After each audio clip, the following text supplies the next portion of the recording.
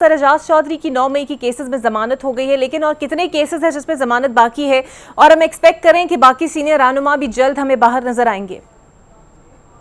देखें, जमानत होना चले अच्छी बात है, एक अच्छी खबर है।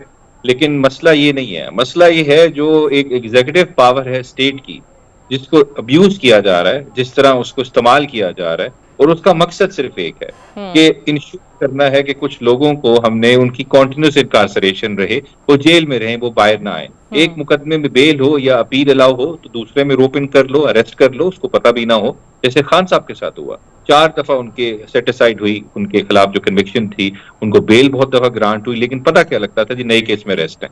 यही चीज शाह महमूद कुरैशी साहब के साथ हुई जब वो साइफर केस में छोड़ा गया। उनकी अपील अलाउ हुई लेकिन वो अरेस्ट हो गए किसी और केस में। फिर यही चीज अब आपने एजाज चौधरी साहब के साथ देख ली।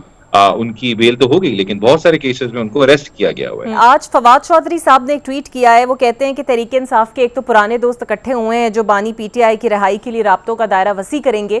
फिर वो कहते हैं कि सलमान अकरम राजा चूंकि अमेरिका में मौजूद हैं, वो कहते हैं कि जनाब उन्होंने आज एक मैं क्लिप भी देख रही थी, उन्होंने कहा कि शायद वापस आए तो उन्हें गिरफ्तार कर लिया जाए। तो वो ये कहते हैं कि गिरफ्तारी उनकी सनम जावेद की तरह अदालतों के बाहर से होती है और लंदन अमेरिका प्रोटोकॉल के साथ सफ़र नहीं करते। इमरान खान को आप लोग बेच रहे हैं और उनके नाम पर पैसा इकट्ठा हो रहा है, ये फंडिंग कहाँ जा रही है, इसका हिसाब होना चाहिए।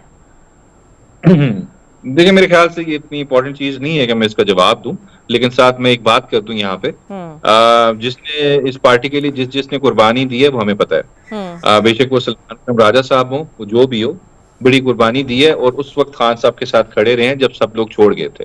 और वो वक्त आसान नहीं था। मैं वही बात कर रहा हूँ, जिसका जिसका दिल करता था उसको नॉमिनेट करके 9 मई में डाल दिया जाता था, उसको उठा लिया जाता था, अगवा कर लिया जाता था, महीनों गायब रखा जाता था। तो उस वक्त वो खान साहब के साथ सलमान अकरम राजा साहब खड़े रहे हैं और अभी तक खड़े हुए हैं। उन्होंने अपनी वकालत तबाह की है सियासत के चक्कर में, और वो उनकी हो गई। उन्होंने अपना प्रोफेशन उनका खराब हो गया, प्रोफेशनल लाइफ उनकी डिस्टर्ब हुई है। इतना आसान नहीं होता। वो बाहर अगर गए हैं तो वो तो पाकिस्तान के लिए फख्र की बात है। उनको हार्वर्ड बुलाया गया और पाकिस्तान का उन्होंने इंटरनेशनल फोरम पे मुकदमा रखा पीटीआई का। वो तो पाकिस्तान को, पीटीआई को रिप्रेजेंट कर रहे थे, वहां पे जमहूरियत को रिप्रेजेंट कर रहे थे, रूल ऑफ लॉ को, कॉन्स्टिट्यूशन को। से ये क्रिटिसिज्म करना बड़ी ज्यादती है। लोगों ने बड़ा सफर किया है और जो लोग सफर कर रहे हैं बीबी और खान साहब के साथ खड़े में, बेशक वो शाह महमूद कुरैशी साहब हो, यास्मीन राशिद साहब हो, जो भी हो, उनकी जो कुर्बानियां हैं उनको हम गिनते हैं, उनके साथ खड़े हैं। सर लेकिन आप लोगों की आपसी तनकीद काफी बढ़ गई है। जिस तरह ज़ैन कुरैशी साहब सलमान अकरम साहब के साथ मौजूद हैं, उनकी बहन एक दफा मेरे साथ प्रोग्राम में थी, उन्होंने कहा कि वो रिपोर्ट है, लेकिन अब चूंकि वो सलमान साहब के साथ वहाँ मौजूद है बाहर, तो अब सवाल उठ रहे हैं कि जनाब वो क्यों हैं, वो क्या पीटीआई का हिस्सा हैं जो मौजूद हैं, नहीं है तो उन्हें डी नोटिफाई क्यों नहीं किया गया, ये तनकीद क्यों हो रही है? नहीं, देखें, जो उनके खिलाफ प्रोसीडिंग्स थी, जो लोग शो कॉज नोटिस इशू हुए थे, वो इस वक्त पेंडिंग प्रोसीडिंग्स हैं।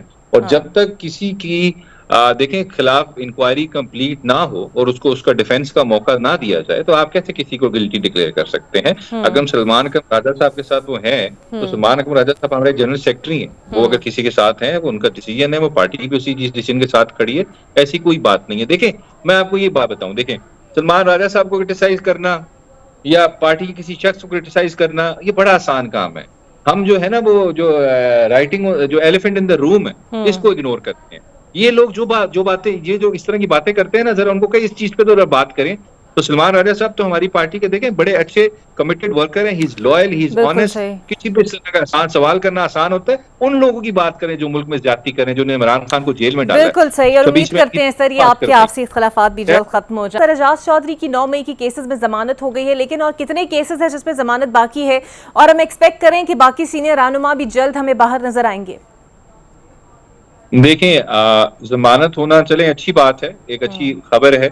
लेकिन मसला ये नहीं है। मसला ये है जो एक एग्जीक्यूटिव पावर है स्टेट की, जिसको अब्यूज किया जा रहा है, जिस तरह उसको इस्तेमाल किया जा रहा है। और उसका मकसद सिर्फ एक है कि इंश्योर करना है कि कुछ लोगों को हमने उनकी कॉन्टिन्यूस इनकार्सरेशन रहे, वो जेल में रहें, वो बाहर ना आए। एक मुकदमे में बेल हो या अपील अलाउ हो तो दूसरे में रोप इन कर लो, अरेस्ट कर लो, उसको पता भी ना हो। जैसे खान साहब के साथ हुआ, 4 दफा उनके सेटिसाइड हुई, उनके खिलाफ जो कन्विक्शन थी, उनको बेल बहुत दफा ग्रांट हुई, लेकिन पता क्या लगता था जी नए केस में अरेस्ट है।